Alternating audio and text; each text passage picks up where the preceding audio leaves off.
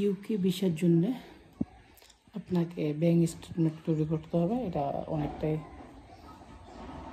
চিন্তা করে, অনেকটা ভেবে চিন্তে আপনাকে ব্যাংক স্টেটমেন্ট তৈরি করতে হবে। এর জন্য আপনাকে কিছু পদক্ষেপ নিতে হবে। আপনাকে কমসে কম 7 থেকে 8 মাস সময় নিয়ে ব্যাংক স্টেটমেন্ট তৈরি করতে হবে। যদিও ব্যাংক স্টেটমেন্ট তৈরি করার জন্য আপনাকে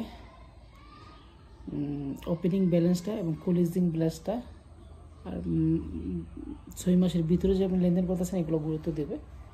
তো এই ক্ষেত্রে আপনাকে প্রথমে 7 মাস আগে অর্থাৎ 6 মাসের ব্যাংক স্টেটমেন্ট লাগে প্রত্যেকটা দেশের জন্য। বাংলাদেশের থেকে জমা দিলে তাইলে আপনাকে 7 মাস, অর্থাৎ আমি যদি বলি আপনি জমা দেবেন আগস্টে, তাহলে আপনাকে জানুয়ারিতে 5 লক্ষ অথবা 6 লক্ষ টাকা ফিক্সড ডিপোজিট অর্থাৎ আপনার টাকাটা অ্যাকাউন্টে রাখতে হবে।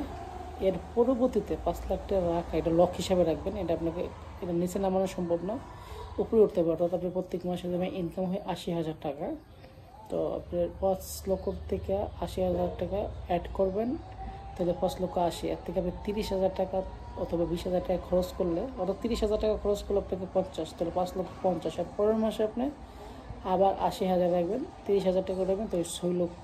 এর পরের মাসে আপনি 80 রাখবেন, 30 খরচ করবেন, 6 লক্ষ 50। এবং এর পরের মাসে এরকম করে করে আপনার 6 মাসে 3 লক্ষ এবং আগের 5 লক্ষ 8 লক্ষ, ক্লোজিং ব্যালেন্স 8 লক্ষ করে রাখতে হবে। ওপেনিং ব্যালেন্স 5 লক্ষ, অর্থাৎ ওপেনিং ব্যালেন্সটা থাকতে হবে আপনার 5 লক্ষ, মানে 5 লক্ষ নিচে তো নামা যাবে না।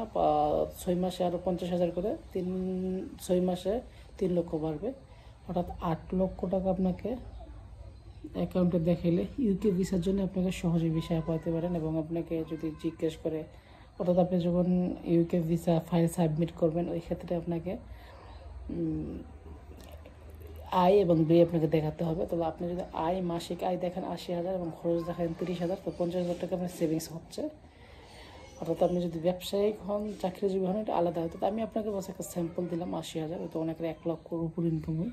তো এই হিসাব করে আপনাকে ব্যাঙ্ক স্টেটমেন্টটা যদি আপনি দেন, আশা করি ইউকে ভিসা আপনার জন্য কনফার্ম। তাছাড়া আপনার bank trade licence, tax return সব কিছু মিলিয়ে আপনাকে রাখতে হবে।